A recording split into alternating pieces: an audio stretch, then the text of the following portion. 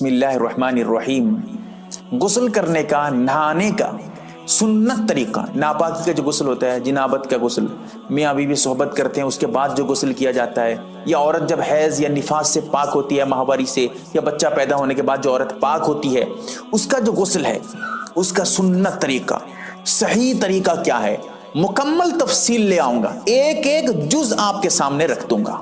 انشاءاللہ یہ مسئلہ بالکل آپ کا حل ہو جائے گا اچھی طرح سے۔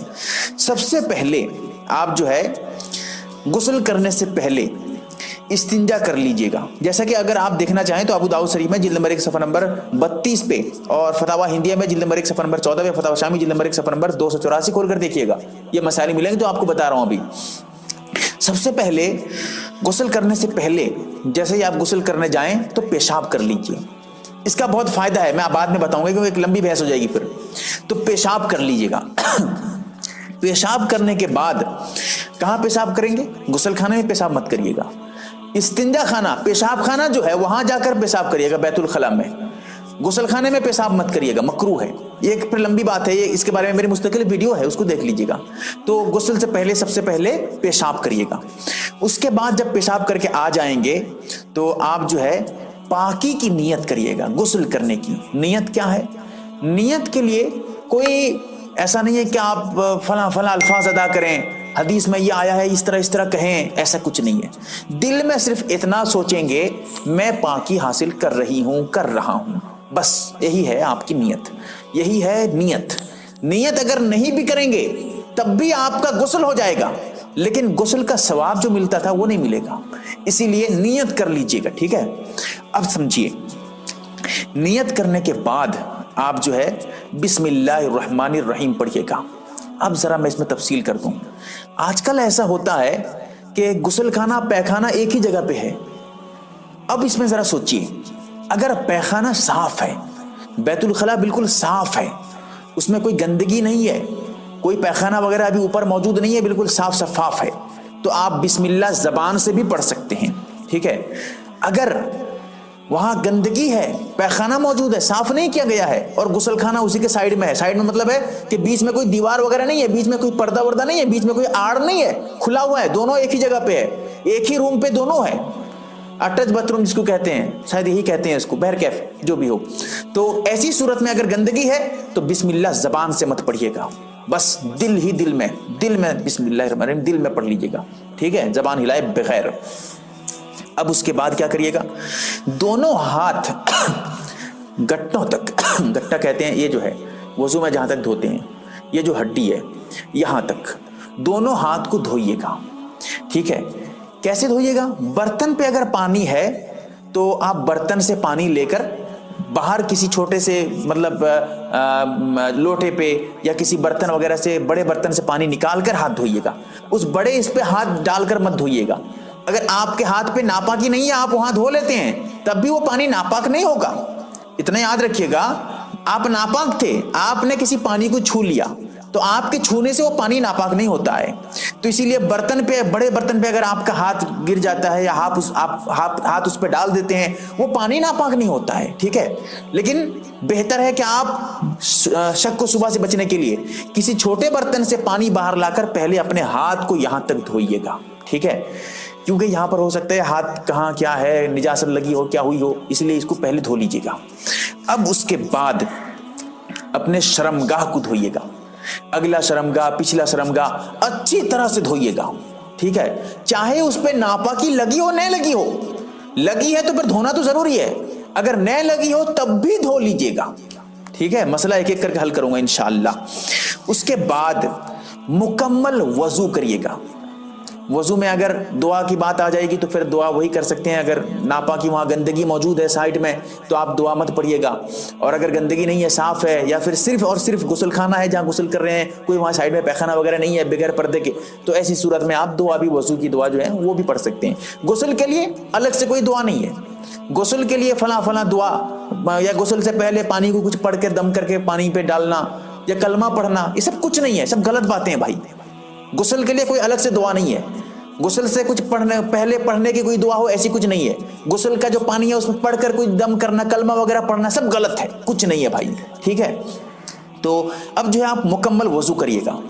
वजू करने में कुल्ली बिल्कुल अच्छी तरह से करिएगा, बहुत अच्छी तरह से पाबंदी के साथ कुल्ली करिएगा। और उसके बाद नाक में पानी जो डालिएगा वो भी अच्छी तरह से, ताकि नरम हड्डी तक पहुंच जाए। कुल्ली में अगर हो सके तो गरगरा, जो पानी लेकर गरगरा करते हैं, गरारा भी कहा जाता है इसको, ये भी करिएगा, ठीक है। ये जरूरी नहीं है लेकिन कर लेना चाहिए। तो ये दोनों जो है मैं आगे बताऊंगा क्या फायदा है इसका। रहा वजू मुकम्मल करिएगा, पैर धोने की बात है, उसमें जरा तफसील है। वो क्या है, अगर जहां आप गुस्ल कर रहे हैं वहां पानी जमा हो रहा है तो अब पैर धोने की जरूरत नहीं है, पैर बाद में धोइएगा। मुकम्मल गुस्ल करने के बाद जब बाहर निकलेंगे तो पैर धोकर निकलेंगे। और अगर पानी जमा नहीं हो रहा है, आजकल होता भी यही है कि नाली बनी रहती है, पानी चला जाता है, जमता नहीं है, तो उस वक्त पैर भी धो लीजिए, कोई बात नहीं है। मुकम्मल वजू में पैर भी धो लीजिएगा, और कब धोएगा नहीं धोएगा मैं बता चुका हूं आपको, ठीक है। तो अब जो है उसके बाद आप फिर दाहिने कंधे पे 3 मरतबा पानी लेकर किसी बर्तन वगैरह से आप डालिएगा, ठीक है। फिर उसके बाद बाएं कंधे पे 3 मरतबा पानी डालिएगा, फिर सर पे 3 मरतबा पानी डालिएगा। इसमें दूसरा तरीका ये भी है, जो पानी डालिएगा सबसे पहले सर पे, फिर दाहिने कंधे पे, फिर बाएं कंधे पे, ये भी कर सकते हैं। चाहे आप यहां से शुरू करें, फिर यहां, फिर सर, दाहिने कंधा बायां कंधा फिर सर, ये भी सही है। और दूसरा पहले सर फिर दाहिना फिर बायां, ये भी बिल्कुल सही है। दोनों में से किसी पे भी आप अमल कर सकते हैं। फिर उसके बाद जिस्म को अच्छी तरह से रगड़िएगा, साबुन वगैरह हो तो लगाकर अच्छी तरह से साफ करिएगा। एक एक जगह को अब जिस्म का रगड़िएगा, पानी पहुंचाइएगा हर एक जगह को। फिर उसके बाद जिस्म को अच्छी तरह से पानी वगैरह डालकर साफ कर लीजिएगा। तो अब सोचिए जरा, एक चीज यहां पर और आपको बताना चाहता हूं जो निहायत अहम है। जो मतलब गुस्ल खाने पे पानी का इंतजाम एक रहता है कि ऊपर शायद के सावर या क्या कहते हैं उसको पता नहीं, तो वो जो है ऊपर से यहाँ जो है मोड़ देते हैं, ऊपर से पानी गिरना शुरू हो जाता है, खड़े होकर उस पर गुस्ल करते हैं। इस तरह भी गुस्ल कर सकते हैं, ये भी जायज़ है। इसमें इस तरह गुस्ल करना कोई हराम, कोई गुनाह नहीं है, ठीक है। लेकिन इतना याद रहे, गुस्ल में कम से कम मतलब हद से ज़्यादा पानी बर्बाद करने की कोशिश मत करिए। जितना पानी ज़रूरत है उतना लीजिए, फिर उसको बंद कर दीजिए। ऐसे ही जिस्म पे पानी जितना ज़रूरत है उतना डालिए।